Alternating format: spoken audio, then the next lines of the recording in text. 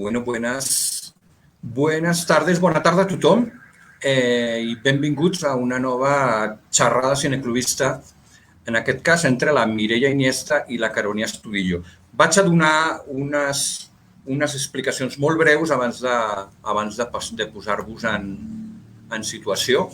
I és que aquestes xerrades volem fer els agraïments. Un és al Departament de Cultura de la Generalitat de Catalunya i a la Direcció General de Cultura Popular i Associacionisme Cultural. Aquesta és una activitat que organitza la Federació Catalana de Cineclubs i que es podrà veure i que es veu doncs, a la plana de Facebook de la Federació Catalana de Cineclubs i dels següents cineclubs catalans. Cineclub Diòptria de Figueres, el Cineclub Manresa, el Cineclub Les Valls d'Andorra, el Cineclub 39 Escalons de Manacor, el Cineclub La Garriga, el Cineclub Adler de Lloret de Mar, el Barcelona Espai de Cinema, el Cineclub Vic i també des de fora nos ven la Asociació de Cineclubes de Chile, la Red de Cineclubes del Ecuador y el Cineclub Imagen Viajera en Bogotá.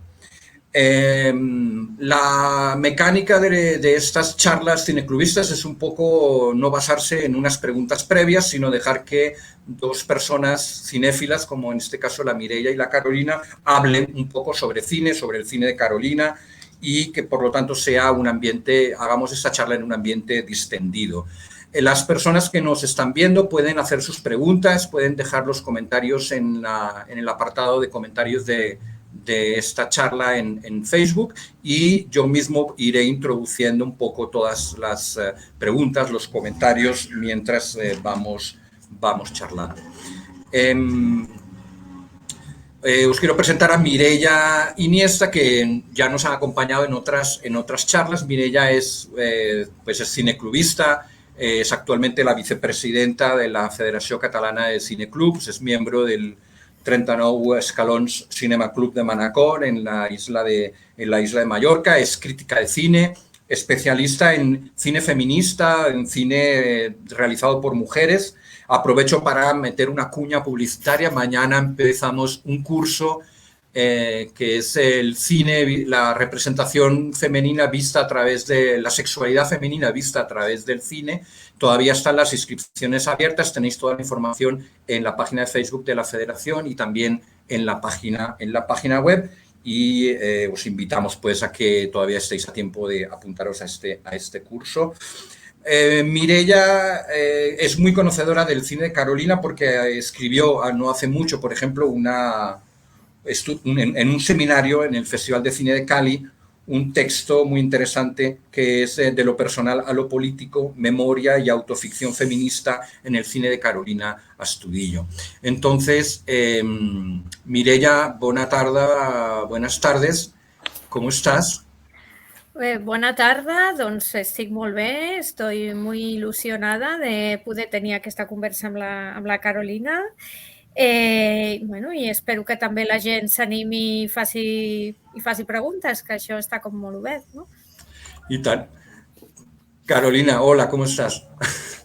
Hola, ¿qué tal? Bueno, muy feliz de estar con ustedes y compartir en este espacio y con la Mireia, que ya nos conocemos hace tiempo.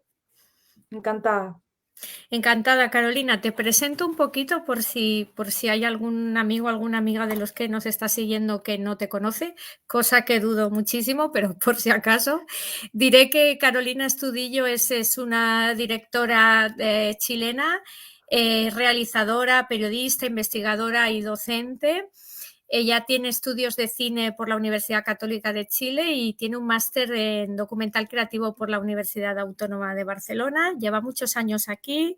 Ha ganado muchísimos premios y ahora mismo la veis ahí en una sala de montaje porque ella está terminando de montar su tercer largometraje que se llama Canción en la sombra, que se va a estrenar en 2022 y que estamos todas deseosas de poder ver.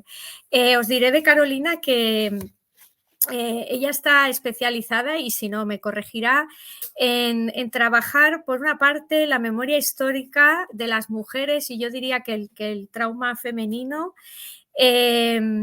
y ella trabaja, sobre todo, trabaja con metraje encontrado, lo que se llama fond footage, material de archivo y archivos familiares. Incluso en una de sus primeras, creo que era un ejercicio, ¿no, Carolina? De monstruos y faldas, que aquí incluso había animación. Sí.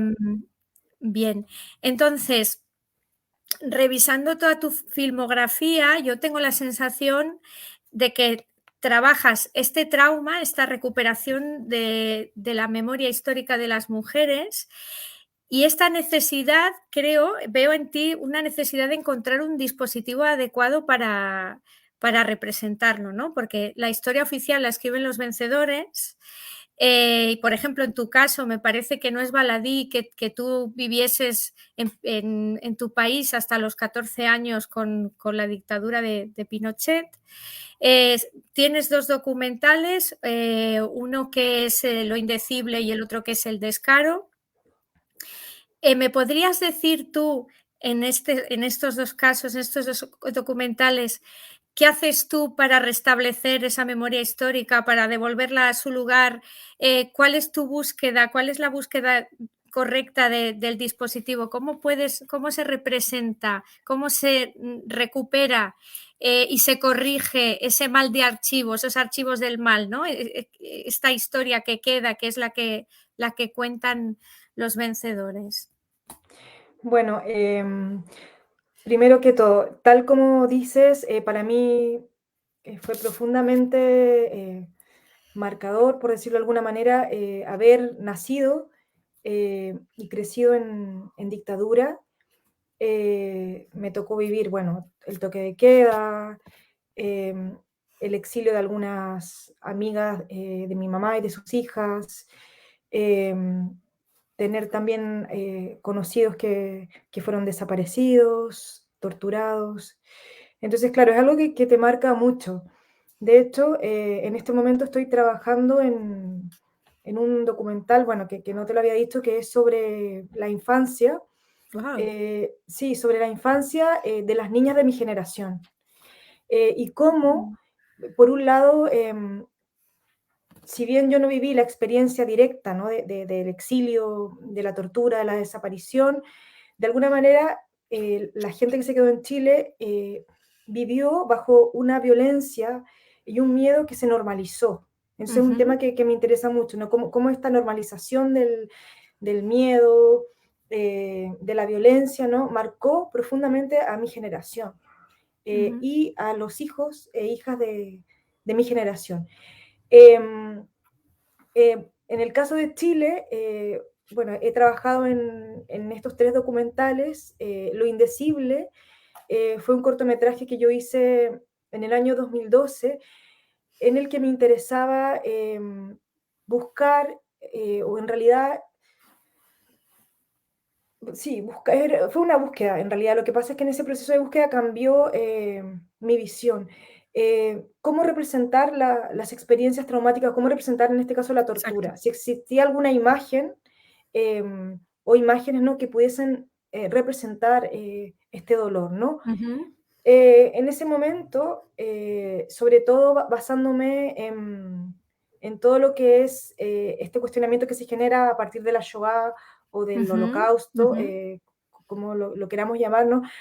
Partiendo de esa idea, ¿no? Que mucha gente decía que no se podía representar y otra gente decía que sí, que se podía representar. Bueno, surge la idea de hacer este cortometraje y en ese momento yo creía que estas experiencias de alguna manera que eran inenarrables, pero que eran irrepresentables. Entonces, conocí a una profesora, Gabriela Goicolea, y Gabriela, bueno, fue torturada durante la dictadura cívico-militar chilena, y me interesaba no que me contara la experiencia, sino de alguna manera que me hablara de por qué ella no la había contado y qué le producía, ¿no? este recuerdo. Entonces, lo que hice fue enfrentar el testimonio de Gabriela a la lectura realizada por hombres de algunos testimonios recogidos del informe Vale de mujeres que habían sido torturadas, ¿no? Testimonios súper explícitos. Entonces, de alguna manera se confrontaba, y era lo que yo quería hacer, ¿no? La palabra, ¿no? Y todo ese testimonio con los cuerpos de estos hombres que estaban leyendo, ¿no? Sobre todo en femenino, con el no contar de Gabriela, ¿no? Después que han pasado los años, yo creo que este tipo de experiencias sí se pueden representar, pero que hay que buscar una imagen justa, ¿no? Me acuerdo que Ángel Quintana hablaba de eso, ¿no? De la imagen justa, para representarlos con cierta distancia, ¿no?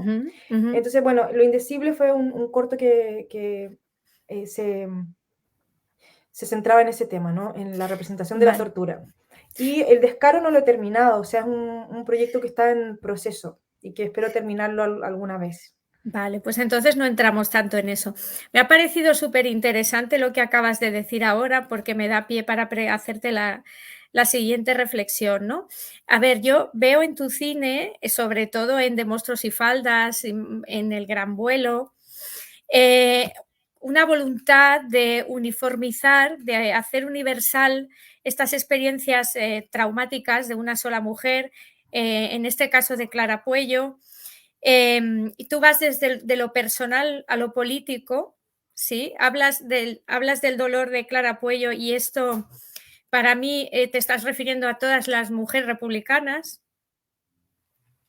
Entonces veo una voluntad de reescribir desde tu punto de vista feminista la historia de estas mujeres, ¿no? Entonces, a ver si me explico. Utilizas estas imágenes que son de archivo, ahora lo explicarás tú mejor, y tú lo que haces es que utilizas el ralentí, utilizas una voz en off de un narrador masculino que nos va explicando cómo era la vida de estas mujeres, cómo era la represión de las mujeres republicanas, cómo se veían estas mujeres, qué posición ocupaban en la sociedad. Por otra parte, hay una voz en off con las cartas de Clara Puello, y lo que haces tú es que desnaturalizas esa imagen, alteras esa imagen con el ralentí, y me parece que esta adulteración es tu forma de corregirlo, es mi manera de verlo, ahora tú lo explicarás, pero es un decir, bueno, estas son las imágenes que hay, tengo una voz en off que relata el padecimiento de estas mujeres, pero aquí estoy yo. Sí, mira, me acuerdo ahora de una frase de Laura Malvi a propósito de que recordábamos recién el seminario en Madrid, que Laura Malvi decía que una de las características del cine feminista es contar historias con todo ese material que durante muchos años fue como dejado de lado, o sea, un material íntimo, ¿no? Como son las cartas, los diarios de vida, las imágenes familiares, ya sean fotografías, películas, ¿no? Y a mí, curiosamente, eso me ha interesado hacerlo desde que estaba en la universidad, desde que hice mi tesis para titularme como periodista. Entonces, curiosamente, bueno, son elementos que utiliza el cine feminista, pero a mí me interesa mucho más contar la historia, o como dices tú, ¿no? Recontarla, utilizando esos elementos que llamando a la voz de expertos o expertas, ¿no? Historiadores, historiadoras, etcétera, que nos pueden contar un poco cómo era la historia más oficial. Eso no quiere decir que para el proceso de investigación yo recurra a estas fuentes que son importantes, ¿no? Pero me interesa más contar la historia de las protagonistas de mis películas a través de elementos de la intimidad. Entonces, en el caso del Gran Vuelo, claro, yo me enfrenté al siguiente problema. Contextualizo para las personas que no han visto la película. Es la historia de una republicana española que era del PSUC, del Partido Socialista Unificado de Cataluña, y que estuvo condenada a muerte, y en el año 41, antes de cumplir su condena a muerte, escapó de la prisión de Barcelona por la puerta principal con una falsa orden de libertad atenuada, y desde ese momento su huella se perdió para siempre.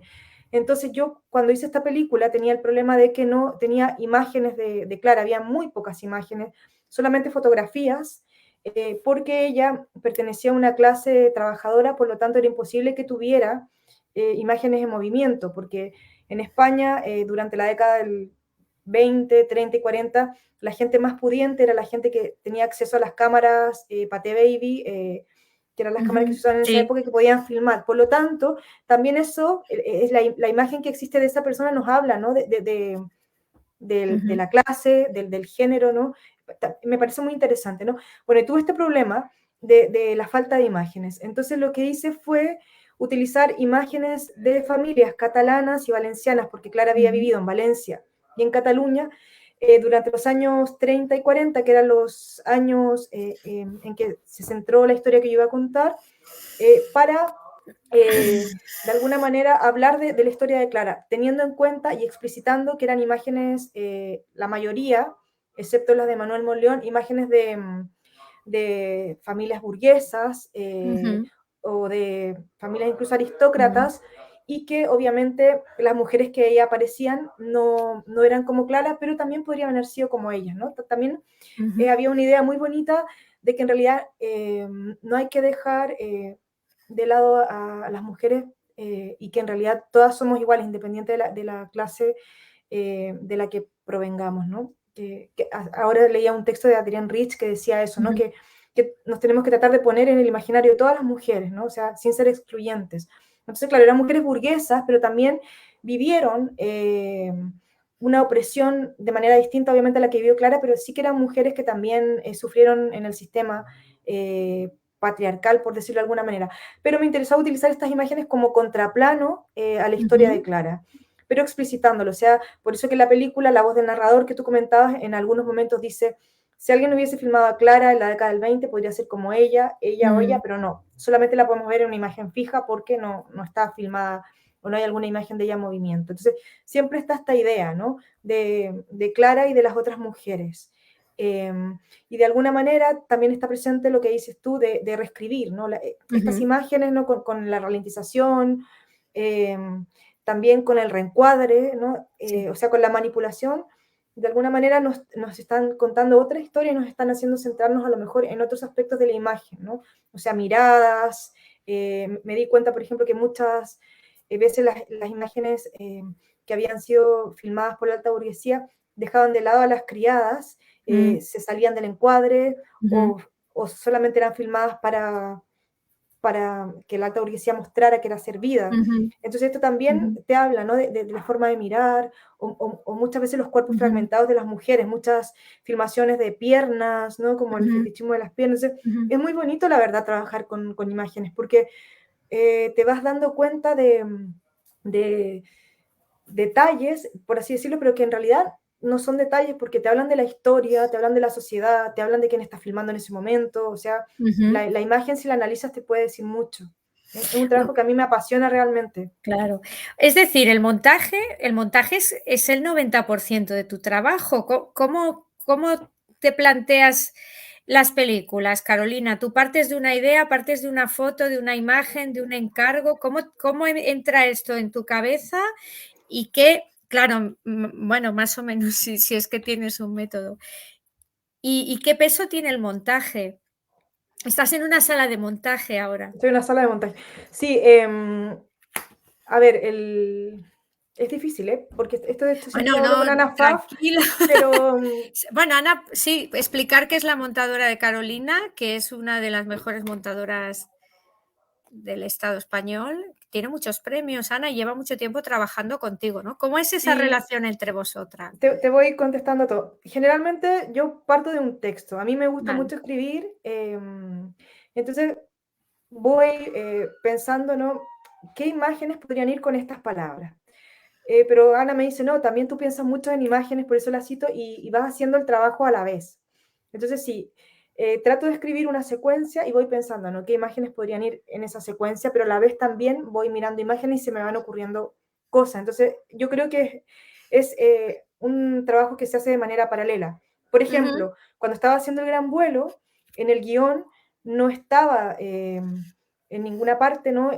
La secuencia de las criadas. Yo me di cuenta cuando estaba visionando las imágenes que todas estas mujeres aparecían de una manera fragmentada. Entonces, de alguna manera, las imágenes me impulsaron y me llevaron a escribir un texto. Y curiosamente, Clara había sido sirvienta en Francia, por lo tanto, podría haber sido una de estas mujeres también. O sea, por eso decidí incluir el tema, ¿no?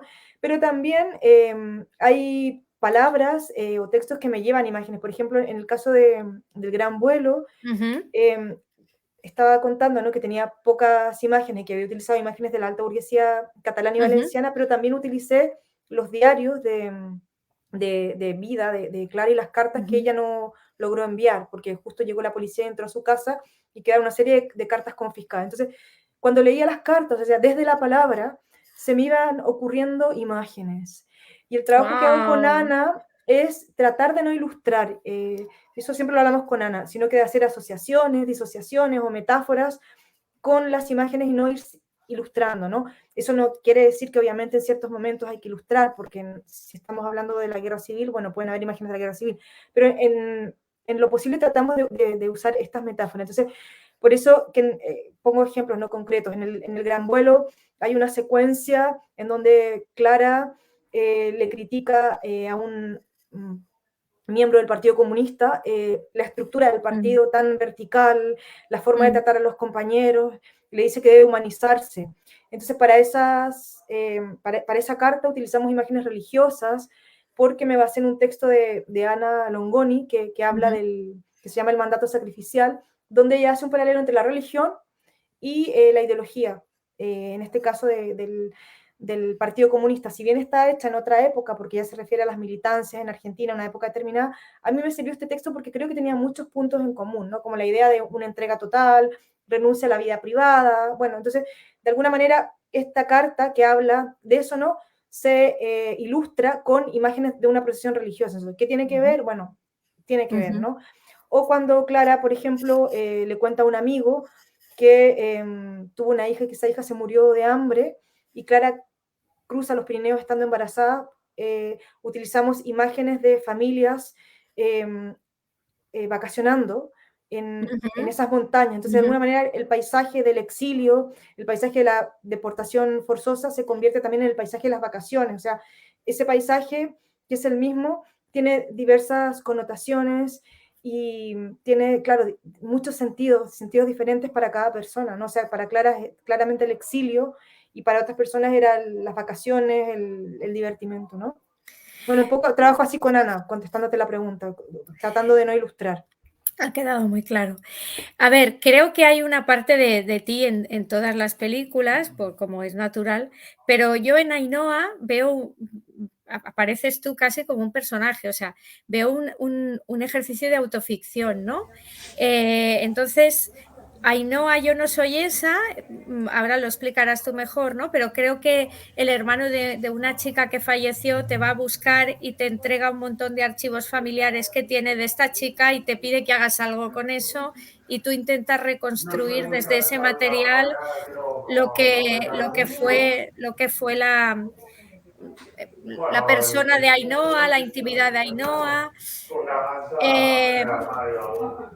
Se oye mucho ruido, ¿no? Soy yo. Sí, no, es aquí el ruido. Ah, Bueno, vale, sí. vale.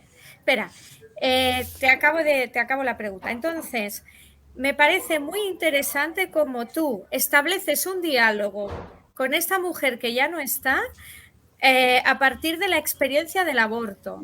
Es decir, tú apareces como un personaje, no sé si decirlo como un personaje, pero sí que veo un ejercicio de autoficción, en tanto que tú utilizas una experiencia tuya personal y la confrontas con esa mujer que ya no está, y además vuelves a hablar de nuevo, y me parece fenomenal. O sea, me impacta mucho. Recuperas esta idea, Carolina, de la imposibilidad de representar el aborto. O sea, no hay imágenes para representar el aborto. Sí, mira. Sí. Perdonadme una cosita, Carolina Mireia, porque hay una pregunta que creo que antes de empezar, de pasar a Ainhoa, como hace referencia a lo que hemos estado hablando. Vale. ¿Sí? Sí. Carolina se acuerda ya de lo que te tiene que comentar, ¿no? Sí. No tienes que volver a preguntar. Se lo repito otra vez, no pasa nada. Mira, tenemos una pregunta de Juan Manuel García que dice que no sé si ha sido un desliz al tratarse de una conversación. Eso de todas las mujeres como un frente global homogéneo, no sé si será oportuno, pero lo veo, con perdón, muy discutible, ya que se habla de esa época. Ahí estaría también, por ejemplo, Pilar Primo de Rivera o Carmen Polo de Franco. me parece que está bueno como la pregunta para que acabemos el bloque en el sentido de acabar de explicar bien la idea que Mireia había. Me explico solo en lo que yo quería hablar para que ella se explica de las mujeres republicanas, perdón, es que igual no me he expresado bien yo. La experiencia de todas las mujeres rojas, republicanas o todas las que militaban. No, yo creo que se está refiriendo a lo que dije yo de Adrienne Rich. Ah, vale, perdón. Creo, Pero No sé. mira, en este momento no me acuerdo del texto que estaba leyendo de Adrienne Rich, pero es muy interesante porque ella habla de una mujer que en ese momento era una mujer totalmente antifeminista, homófoba, bueno, o sea, era una mujer que tenía una ideología completamente diferente, ¿no? Entonces, Adrienne Rich hace este ejercicio, ¿no? Y dice que en realidad todas las mujeres, incluyendo mujeres de derecha, incluyendo mujeres que han sido, no sé, carceleras, monjas, de alguna manera, tenemos que formar como una especie de hermandad, porque de alguna manera todos hemos sido víctimas, y yo creo, estoy completamente de acuerdo. Yo en un momento era como, pensaba, ¿no? Blanco-negro, ¿no? Entonces, yo creo que ahora no, o sea, de alguna manera la monja que era carcelera y que, no sé, era una muy mala persona en ese momento, también, como dice ella, ¿no? Fue engañada desde pequeña, ¿no? Con las mentiras del patriarcado y tuvo un lavado de cerebro, por decirlo de alguna manera. Entonces, de alguna manera, sin el ánimo de victimizar a las mujeres para nada, porque somos una fuerza histórica y no hemos sido reconocidas como fuerza histórica, creo que tiene razón. O sea, la mujer de Augusto Pinochet, Lucía, era una mujer tremendamente mala y estaba detrás de muchas de las decisiones que él tomaba, pero bueno, era una mujer también que sufrió también de alguna manera ciertos, o sea, no la estoy victimizando para nada, ¿no? Pero de alguna manera se puede llegar a hacer esta no justificación, sino que tratar de comprender, ¿no? Eso no quiere decir que hay mucha gente que tenga que estar en la cárcel, pero sí que, claro, me hablan de Carmen Polo, son como ejemplos un poco extremos también, ¿eh? Sí. Yo acabo de poner el ejemplo de Lucía Pinochet, que es una mujer para mí muy, muy mala, pero no sé, es complejo, ¿no? Supongo que sí. Bueno, pues lo dejamos aquí. ¿Está contestada la pregunta, Julio? ¿Hay Sí, alguna sí, más? sí, no, ¿Hay perfecto, sí, alguna sí. más de No, ese no, no, tono? sigamos, Vale. sigamos. Si queréis, retomemos con lo que ya Bueno, habías preguntado, yo le Mireia. decía a ella que hay un momento, o sea, no quiero hablar de maleza por respeto porque es como un corto que tienes tú que no, que es inédito, que tuve la suerte de que tú me dejaras ver. Que aparece tu abuela, me parece, hablando contigo y Sí, hablas de algo así muy, muy íntimo a propósito de esta idea de que todas hemos sufrido algún tipo de violencia y entonces me parece muy interesante que esto está en Ainhoa porque tú estableces un diálogo con Ainhoa, ¿no? Desde tu propia experiencia del aborto es brutal que estés hablando con una mujer que ya no está y digas que te sientes hermanada por ella, por esta experiencia y que no encuentras imágenes. Y yo aquí también vuelvo a ver como una adulteración de la imagen o un montaje muy rápido, con muchas escenas de bebés, cuando tú estás hablando de eso, ¿no? Hay unos cambios de colores, no lo recuerdo con una precisión muy meridiana, ¿no? Pero esta idea de es imposible representar el aborto, no encuentro la imagen. Creo que es algo así, ahora me corriges tú. sí. Dime. Bueno, te cuento, porque me acuerdo de la primera pregunta. En un momento, a ver, fue así la historia. A ver. Pachi es el hermano de Ainhoa. Sí. Y él en realidad me pasó el material no para que yo hiciera una película. Ah, vale. Él me pasó el material porque él tiene una enfermedad, que es la enfermedad Es de verdad. Fabry, ¿sí? Y él quería que yo guardara ese material porque él tenía miedo de que cuando se muriera, ese material iba a ir a parar a un mercadillo. Vale. Entonces me dijo, Carolina, guárdame este material porque sabe que yo colecciono y que me gusta. Y yo empecé a mirar el material y me di cuenta que, bueno, que era un material precioso, muy valioso, y se me ocurrió usarlo. Me acuerdo que con Ana trabajamos para un proyecto de, de, de las brujas de País Vasco, Wow. como que sí, que quedó ahí, pero bueno, estaba ese material, ¿no? Y cuando Pachi me pasó los diarios de Ainhoa, porque también quería que yo los conservase, yo comencé a leerlos y dije, wow, aquí hay una historia súper potente, porque en realidad, por un lado, la mujer de la que me había hablado Pachi es totalmente diferente a la mujer de los diarios. Era una figura casi antagónica, o sea, wow. Ainhoa que Pachi me había retratado era una mujer como súper fuerte, como que llegaba a un sitio y todo el mundo se da vuelta a mirarla, y la Ainhoa de los diarios era una mujer como sufriente, que sufría por hombres, o sea, había una diferencia muy, muy grande. Y aparte me interesó que, y aquí esta nueva idea de la hermandad, que habían temas relacionados con las experiencias femeninas, como el tema del aborto, de la menstruación, del acoso laboral, sí, de la maternidad, que estaban presentes en los diarios de Ainhoa y también en los diarios que yo en ese momento estaba leyendo de otras mujeres como Anne Sexton, Sylvia Plath, la Frida Kahlo, Susan Sontag, que es un referente en todas mis películas, bueno, y en mis propios diarios. Entonces pensé en hacer una película que se contara, o que contara, ¿no?, la historia de Ainhoa, pero a la vez tejer como esta especie de redes contando, ¿no?, cómo estos temas, no importando el espacio físico ni temporal, nos han afectado a todas las mujeres durante todos los tiempos, sea la mujer que sea. O sea, porque tú hablas con cualquier mujer, o sea, me ha pasado de ir a mostrar a Ainhoa a pueblos catalanes donde lo han visto personas de 80 años hacia arriba y me han dicho el aborto en los años 30 era un tema recurrente y nadie hablaba de él y se hacían abortos clandestinos. O sea, es un tema que nos afectaba a las mujeres históricamente siempre. Entonces, bueno, en el principio yo tenía la idea de hacer una película en la que yo no me incluía. O sea, era una película que contaba la historia de Ainhoa y hablaba de estas mujeres. Pero cuando me ocurrió esta experiencia, yo dije, wow, o sea, tengo de alguna manera que insertarme en la película a través de mi voz o a través de mi cuerpo, contar mi experiencia, porque justamente me llegó una carta en ese momento de Ainhoa, en la que ella le escribía a un hijo o una hija no nacido, sí. que era una carta en donde ella, bueno, había abortado, ¿no?, y le escribió una carta, ¿no? Y era una carta muy bonita, también con un grado de culpabilidad, pero una carta muy bonita. Entonces yo dije, wow, si yo estoy hablando de la genealogía, de la importancia que tiene para las mujeres leer a otras mujeres, y yo me encuentro con esta carta de Ainhoa, tengo que incluirla de alguna manera en la película y tengo que incluirme. Entonces también me interesó incluir mi experiencia, también como un gesto político, porque en ese momento en Chile se estaba debatiendo la ley de las 3 causales, que decían que solo podías abortar en 3 momentos. Entonces me parecía un tema súper retrógrado y también era una manera de salir, digamos, del closet y decir, bueno, mira, yo también he abortado, que en Chile hasta el día de hoy es un tema súper tabú, incluso en los sectores más progresistas, los sectores más de izquierda, o sea, cuesta muchísimo que alguien te diga esto públicamente. Entonces, bueno, era una forma también de empatizar, ¿no? Y ahí decidí hacerle una carta, Ainhoa, escribir una carta, porque me gusta mucho el género epistolar y creí también que era bonito, ¿no?, de mujer a mujer escribirle y agradecerle.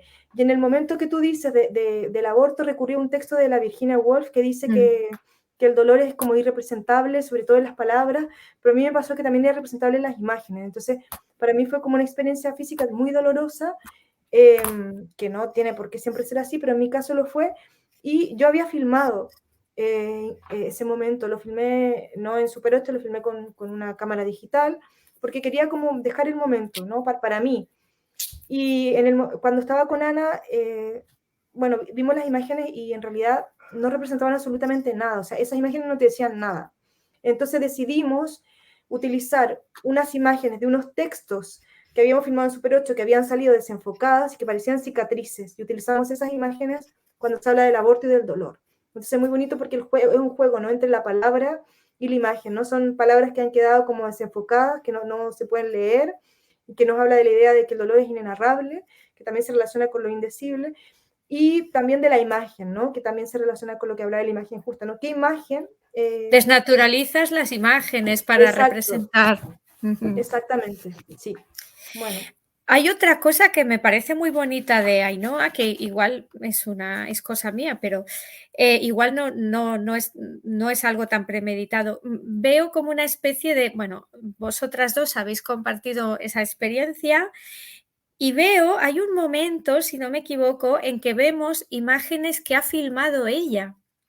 Sí. Que ella filmó. Entonces yo veía aquí también como una especie de intercambio de roles, ¿no? Ella es como llega a ser directora de su propia película. ¿Esto es azaroso? ¿Lo pensaste? no sé. Es curioso porque, a ver, Pachi y Ainhoa se criaron con un padre que filmaba todo durante una época en que no era tan común filmar como ahora que filmamos con el móvil. Entonces el padre de Ainhoa tenía muchas cámaras. Pachi me pasó como 3.000 o 4.000 fotografías que, claro, analógicas. O sea, entonces yo creo que tanto Pachi como Ainhoa desde pequeños se criaron, ¿no?, con esta idea de registrar. Entonces Ainhoa, cuando ya fue adolescente, no, cuando fue ya mayor, ¿no? Toma una cámara de B, ¿no? Estas cámaras de vídeo, y empieza a registrar momentos de su cotidianidad, pero sobre todo momentos relacionados con fiestas que hacía en su casa. Entonces, filma muchísimo. De hecho, había mucho material que yo no pude incluir en la película porque salían personas y no teníamos los derechos de esas personas. Y bueno, y salían en situaciones bastante comprometedoras, entonces no podíamos ponerlas tampoco. Entonces, sí, entonces había filmado muchísimo, viajes y todo eso. Entonces, había como una voluntad también de ella de registrar, ¿no? Mira, nunca he pensado que ella había sido la directora, ¿no?, de la película que había filmado, primera vez que me lo dice. Pero bueno. No sé, a mí esto me emocionó bastante, digo, o sea, están compartiendo la experiencia del aborto y también la experiencia de representar, de hacer películas, ¿no? Vale, a ver, me da la sensación, y esto ya puede, bueno, hay como un cambio de perspectiva, un poquito por hablar de todas tus pelis o todas las que podamos. Os digo que os recuerdo que en Filmin, para las personas que no lo hayan visto, hay 3 películas de Carolina. Está Ainhoa, yo no soy esa, El gran vuelo y de monstruos y faldas. Y en Vimeo hay algunas que son libres, ¿no, Carolina? Que se pueden ver. ¿O me estoy Sí, de monstruos equivocando? falta. Pero en Chile, para la gente de Chile que no tiene Vale. Filmin, está Ainhoa, yo no soy esa en, bueno, tengo que mirarlo en internet, pero en Red Salas, en la parte de feminismo y disidencias, Vale. que es una especie de plataforma, y ahí pueden ver a Ainhoa. Bueno, por lo menos hay algunas así a disposición para quien no la ya se haya visto. Me da la sensación, últimamente yo, hace poco, lo último que he visto de ti en una sala, Carolina, fue en el Festival de Cine de Autor de Barcelona, que te vi que tú a ti presentando, Naturaleza muerta, que me parece que es como es un pequeño gran milagro porque es muy cortita, utilizas los mismos recursos, una fotografía, bueno, varias fotografías, una voz en off, tu propia voz en off. Ya me explicarás si Carmen Castillo te ha influido en esto de la voz en off o es una casualidad. Pero aquí creo que el cambio de perspectiva es muy distinto y es terrible, porque hasta ahora ha sido como reivindicando y recuperando la memoria histórica de gente que ha sufrido, de mujeres que han sufrido y para mí restableciendo y reescribiendo.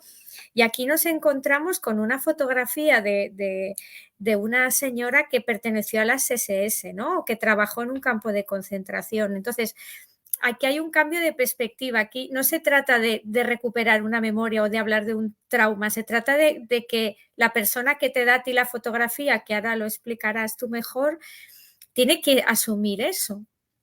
Sí, bueno, es un poco lo que hablaba, perdón, dime. ¿Ibas a No, decir ya algo he más? terminado. No, Lo ya que está. hablaba recién, ¿no? Del tema de todas las mujeres, o sea, es una fotografía, bueno, hiciste un spoiler, pero no importa, porque se sabe así. Y lo he hecho Es yo una, además también, o sea que tranqui. es Vale. un corto, bueno, inició una serie de correspondencias que empezó con un paseo por New York Harbor, que era la idea, ¿no?, de hacer estas cartas, ¿no?, con material de archivo. New York Harbor está ambientada en los años 60 Sí, en ahora Estados vamos a ver. Unidos, y está la idea esto de que no se ve, ¿no?, las imágenes de la felicidad que no se ve detrás. Y Naturaleza muerta, claro, una mujer me dio una imagen que pertenecía a su familia, en la que su abuela salía junto a otras mujeres vestidas con un uniforme nazi, de carceleras, no de SS, pero sí que de carceleras nazi. Entonces, ¿qué hago con esto, no? Porque de alguna manera ella me decía, claro, la abuela, ¿no? O sea, tu abuela querida, ¿no? ¿Cómo lidias con esto, no? Entonces, obviamente que no quería que se supiera ni el nombre ni nada, entonces yo hice una especie de ficción, ¿no? Y una carta en la que esta chica encontraba una caja con las fotografías, una carta que le dirigía a la mamá, y final, como explicándole, mamá, ¿por qué no me contaste que la abuela había sido parte de esto, ¿no? Pero también, y aquí vuelvo al punto este, ¿no? La idea de comprender, o sea, ¿por qué llegó ahí, no? Eran mujeres que fueron adoctrinadas, tenían problemas económicos y se les obligó, o simplemente les gustaba, ¿no? Se sentían como cercanas a esa ideología, ¿no? Entonces, tratar también de entender, ¿no? Porque es que no todo es negro o blanco, es una cosa que a mí me ha costado entender mucho con los años, ¿no? Porque antes yo demonizaba, ¿no? O sea, era como, no, estos son todas las personas, no sé, cuando era adolescente, ¿no? De derecha son casi demoníacas, ¿no? Entonces, te estoy hablando de los Bueno, 15 pero años. bastante sí. Bueno, bastante sí, pero... Ya te entiendo. Pero claro, con el tiempo te das cuenta que no todo es negro o blanco, ¿no? No, Obviamente que yo claro. jamás en la vida me voy a identificar con gente de Vox, ni, o sea, pero me refiero que no todo es así, no todo es negro o blanco, ¿no? O sea, tenía una amiga que su abuelo había,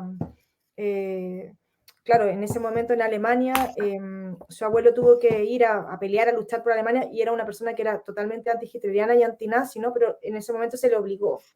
Entonces, claro, no todo es de un color o de otro, ¿no? Entonces, bueno, de alguna manera, Naturaleza Muerta, independiente que devele un secreto familiar y de lo que no se quiere hablar y lo que la familia oculta, también deja abierta esta respuesta, ¿no? O sea, ¿por qué una mujer que puede ser común y corriente, ¿no?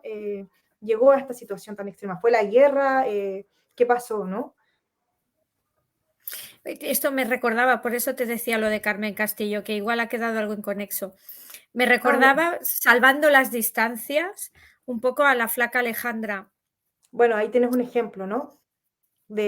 O sea, pero en el caso de Carmen Castillo es maravilloso, ¿no? Porque su humildad, ¿no? O sea, porque está y hablando con la mujer que la delató, ¿no? Entonces tú dices, y con una tranquilidad y con sin un odio y todo, y tú dices, o sea, ¿cómo puede ser esto, no? O sea, eso también yo creo que te lo da, bueno, lo que te digo, ¿no? La experiencia, la sabiduría, ¿no? O sea, a mí me acuerdo que la vi hace años y me parecía imposible. O sea, en esa época me parecía también imposible que, o sea, que alguien pudiese hablar durante la tortura, ¿no? Decía, pero es que, no, pero claro, con el tiempo, o sea, es que tú piensas, ¿no?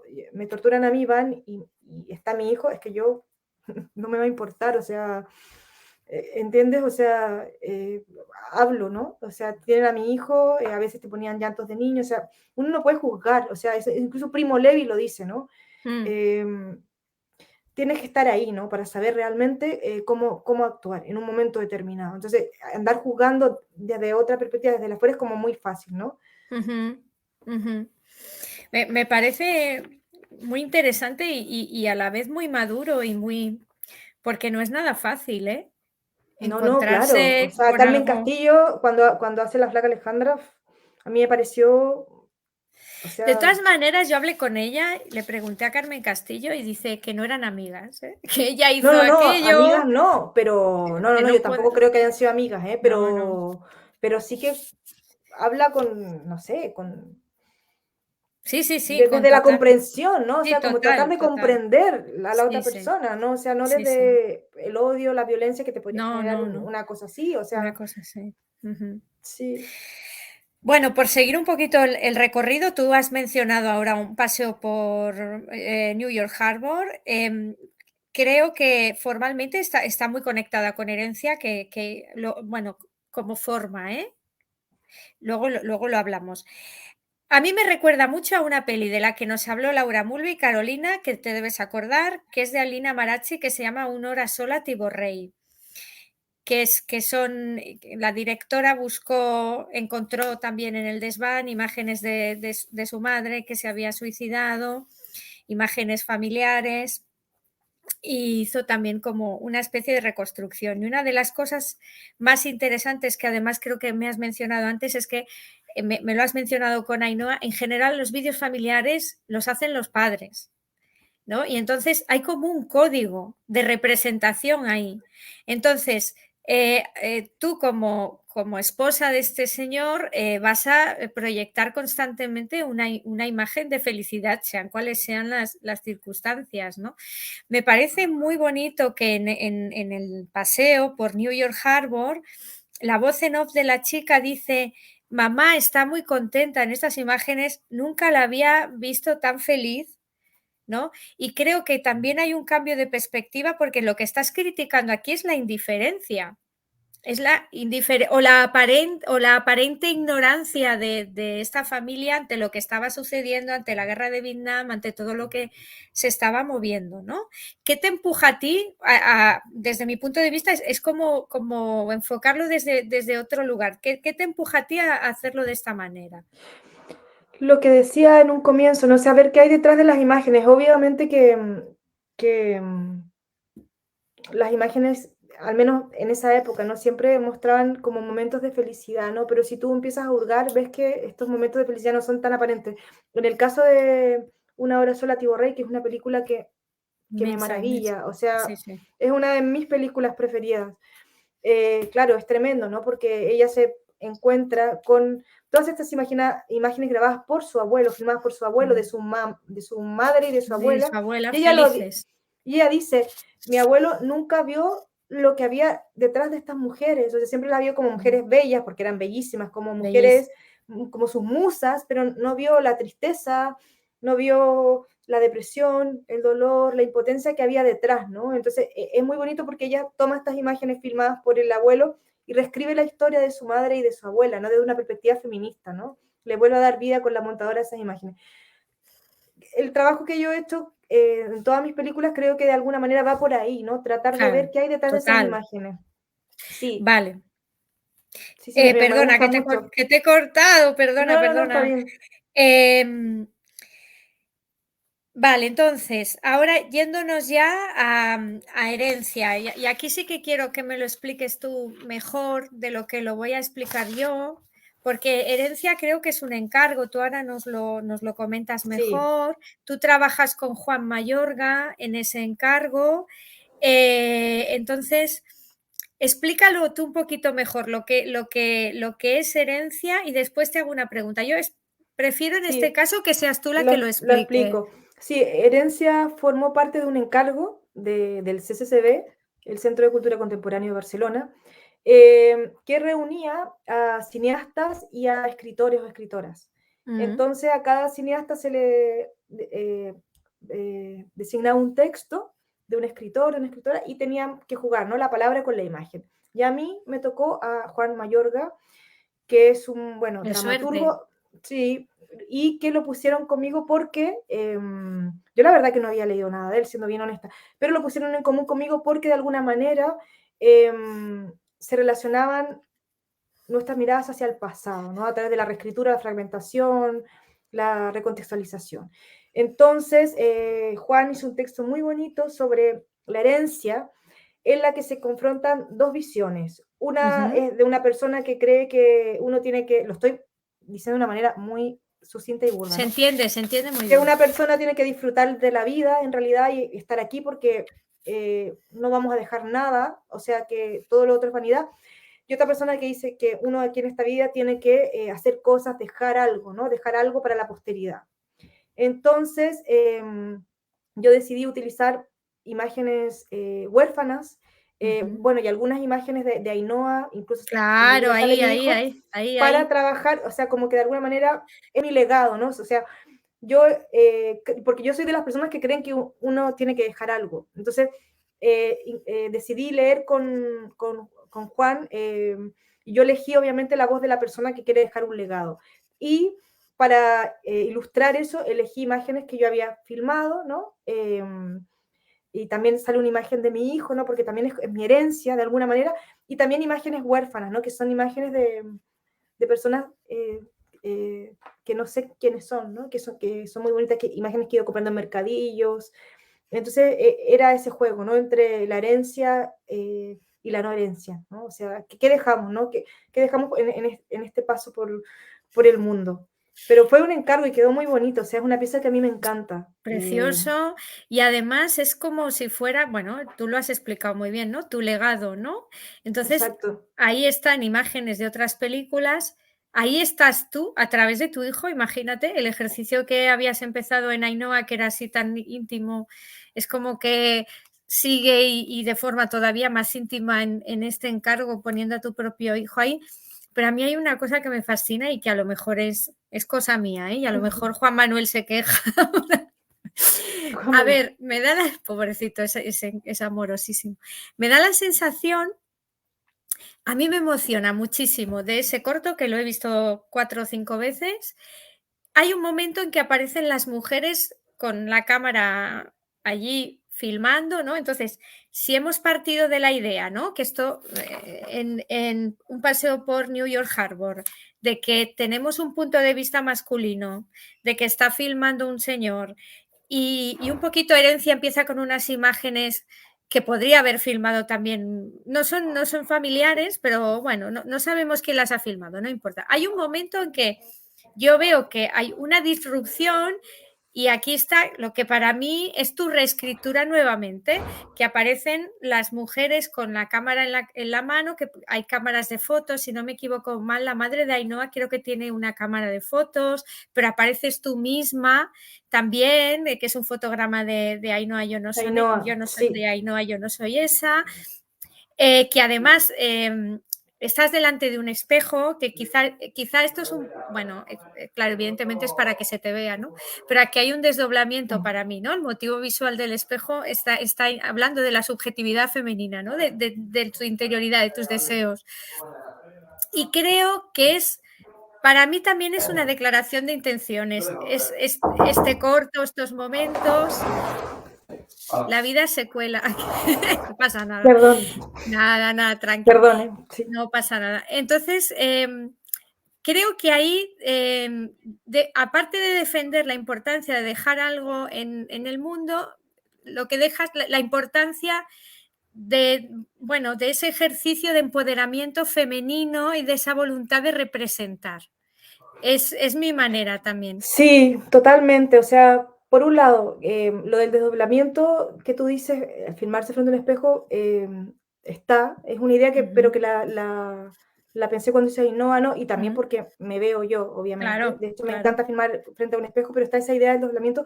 Y era bonito también porque habla en ese momento, ¿no? Si es vanidad o no, de mostrar a todas estas mujeres filmando, que está la mamá de Ainhoa y también hay 2 mujeres más, ¿no? Entonces, es la idea, ¿no? De cómo también nosotros podemos describir nuestra historia con las imágenes, ¿no? Sin embargo, hay una frase tuya brutal que me parece, bueno, que resume todo lo que haces, que dice: una herencia no es un regalo, impone obligaciones, compromete.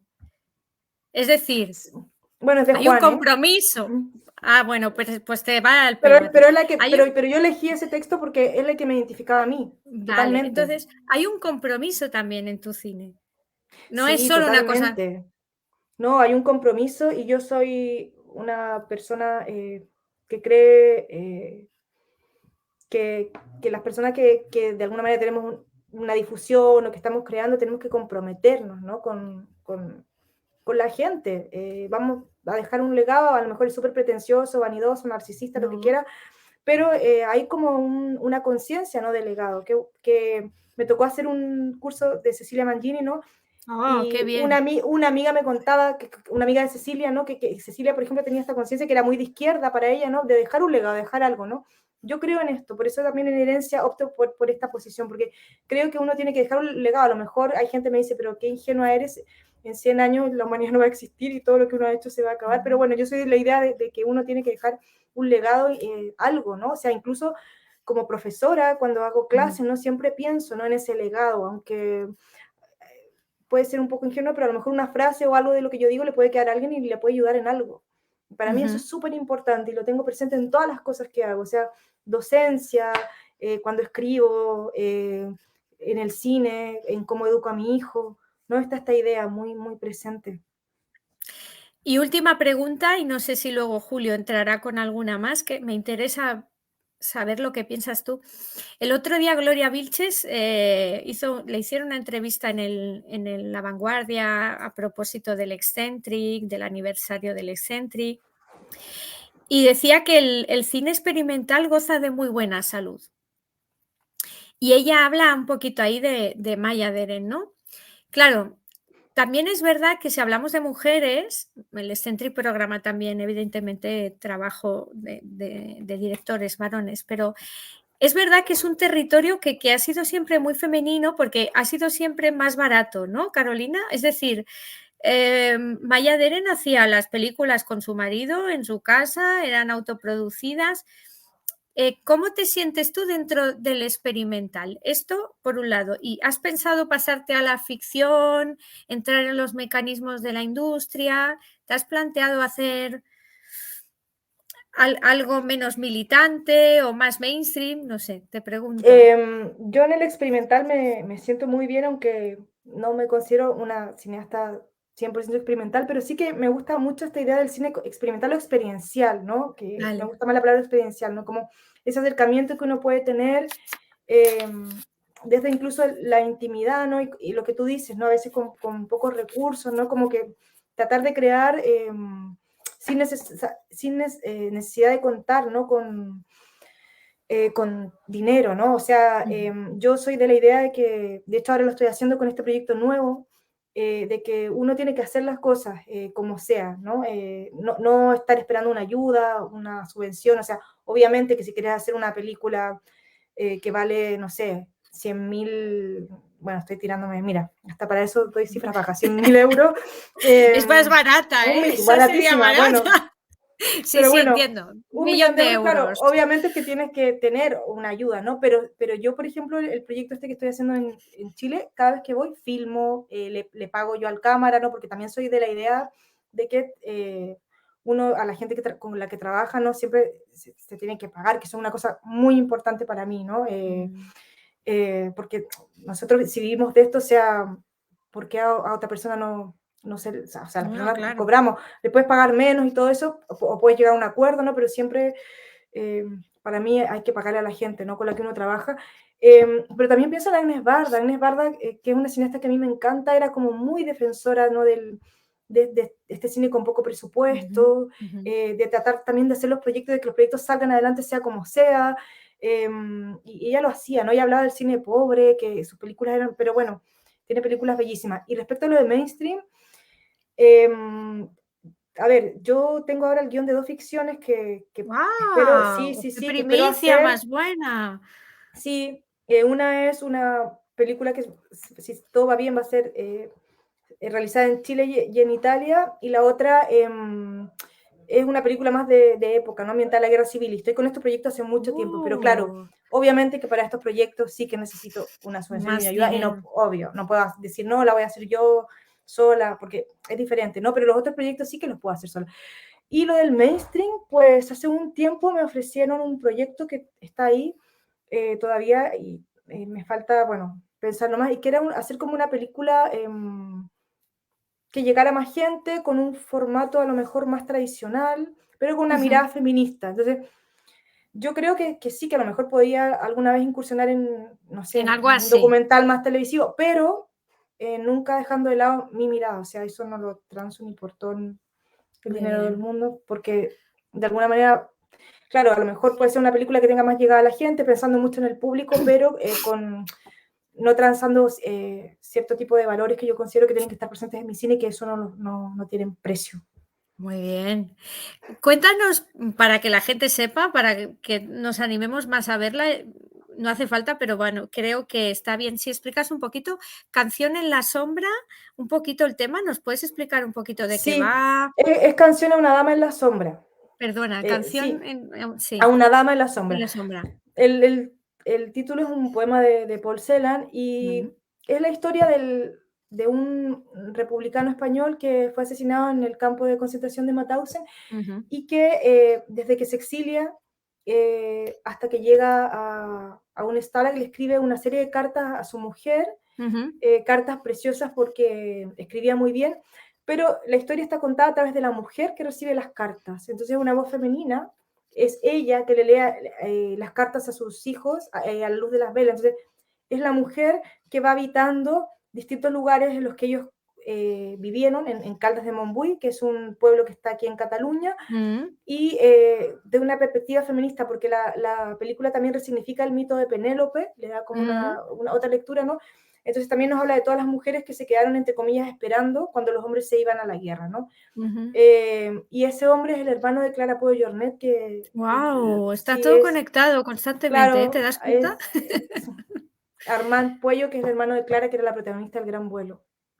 ¿Qué relación tienes tú con esta familia, Carolina? Porque cuánta intensidad, porque llevas 3 pelis con la tontería de Monstruos y de Faldas, ahí nace Clara Puello. Sí, Luego, pues El pasó una Gran cosa Vuelo. muy bonita, ¿eh? Porque yo siempre había tenido relación con el hijo Mm, de Armand, que el protagonista de esta nueva película, que era el sobrino de Clara, mm, porque él me había pasado todo el material, fue muy generoso con la historia, pero ahora, a propósito de esta película, tuve contacto con la, la, la nieta, digamos, guau. claro, o sea, me vino desde el otro lado, ¿no? O sea, Eugenia era la hija de Armand y Mm, em, su hija, no sé si se entiende, bueno, sí, sí. se acercó a mí ahora y bueno, estuvimos conversando, ahora digo porque fue hace 4 meses, me pasó un montón de material y de fotos, incluso fotos de Clara que yo no había visto nunca, pero eran Guau. poquitas, ¿eh? O Bueno, sea, pero pero sí, fue como un hallazgo y fue muy bonito porque ellos conocieron la historia o sea, obviamente que sabía la historia de su abuelo, pero todas las cartas no las conocían. Entonces, para ellos de alguna manera yo les enseñé una parte de la historia de su familia. Entonces, bueno, una relación muy bonita y hablamos constantemente, hablamos la semana pasada. Sí, porque también me interesa mucho cuando yo hago una peli seguir en contacto dentro de la medida de lo posible, con la gente, ¿no? Porque la gente a veces es súper generosa y te abre las puertas de su casa, te cuenta historias personales. Entonces, yo creo que también uno hace la película y no puede dejarla ahí, ¿no? Después te vas por festivales, pero la gente que te ayudó queda ahí, entonces siempre trato de mantener el contacto, no perderlo, ¿no? ujú. Muy bien, Carolina. El milagro llamado Carolina Astudillo, Julio. Ay, ¿Qué tal?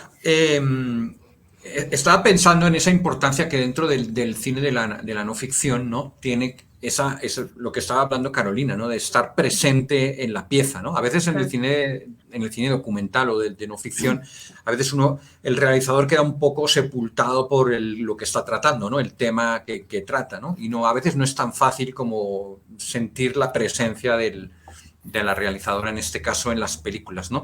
Acá quiero puntualizar, pues quiero aquí un comentario que hace Joan Moret Ah, sí. del Cineclub Adler de Lloret de Mar, que dice, no hay un momento preciso donde la cineasta se hace presente porque se siente llamada, ¿no? Se siente apelada, ¿no?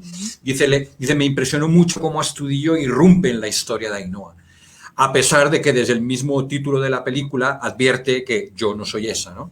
Entonces me parece como es Muy bonito. interesante esa puntualización y todo lo que habéis venido vosotros pues hablando sobre esa idea del legado, de estar presente en la película, porque no está tan claro en las películas de la no ficción, a veces uno no siente, no lo acaba de sentir, ¿no? Yo tengo una pregunta que tiene que ver con el uso de las imágenes de archivo, cuando precisamente son eso. A veces yo siempre he pensado que la imagen de archivo a mí me genera siempre mucha impresión, ¿no? Porque vemos personas casi que son como fantasmas, ¿no? Y de alguna manera recordando a Tren de Sombras de José Luis Guerín, que también lo tuvimos en una de estas charlas, ¿no? Esa fuerza que tiene la imagen de archivo, pero como eso, como una imagen fantasmal que finalmente es un poco obtusa, ¿no? Es decir, no te deja como entrar. O sea, a mí siempre me parece que la imagen tiene como una especie de escudo, de barrera que no te deja como entrar adentro, ¿no?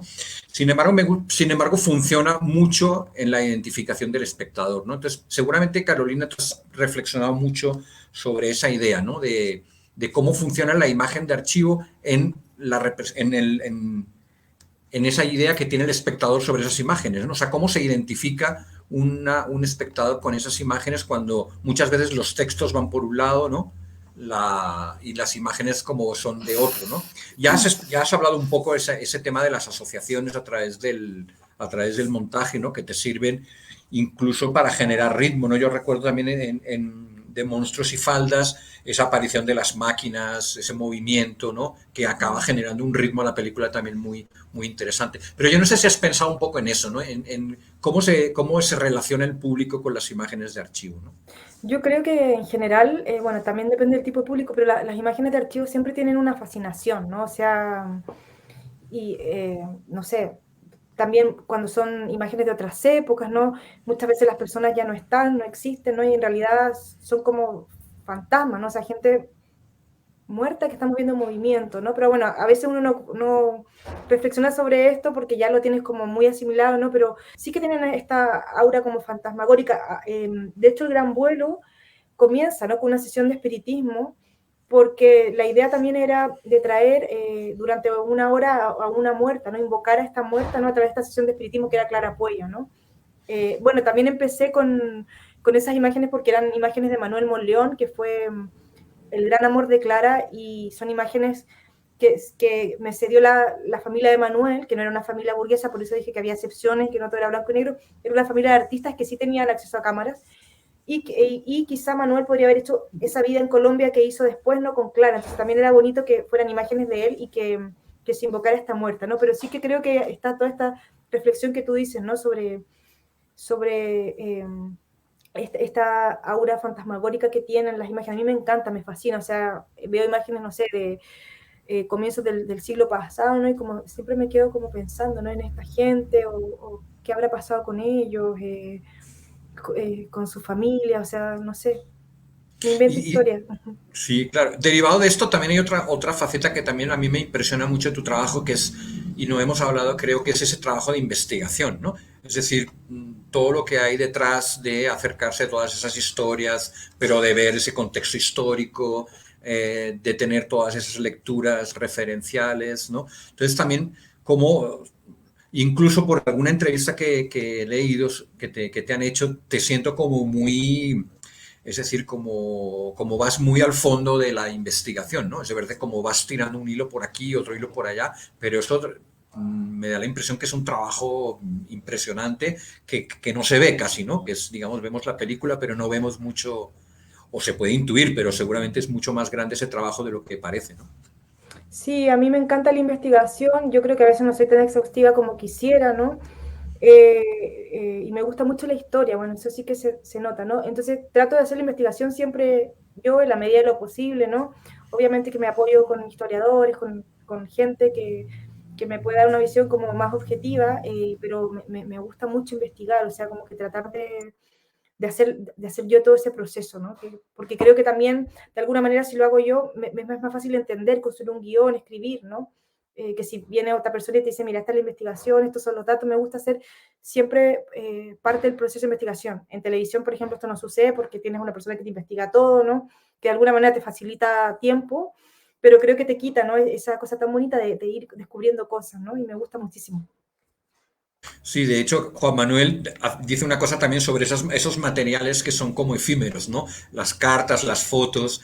Acá dice, es una lástima la pérdida de esos elementos en la vida, en la vida normal, ¿no? Es decir, las fotos que pierden el color, o sea, hay ese paso del tiempo que se siente, ¿no? Que está ahí como en esa pérdida de esos materiales. Sí, sí, así es. Pero bueno, es bonito también que esa pérdida, al menos me interesa lo que quede ahí manifiesta, ¿no?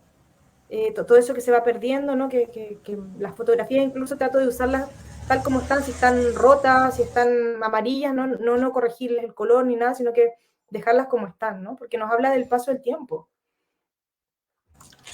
Listo, pues ya no tenemos más preguntas del público. Yo creo que podemos ir, si queréis, acabando. Yo no sé si Mireia seguramente tiene ahí como alguna cosita más para explicar o vamos cerrando como vosotras veáis mejor.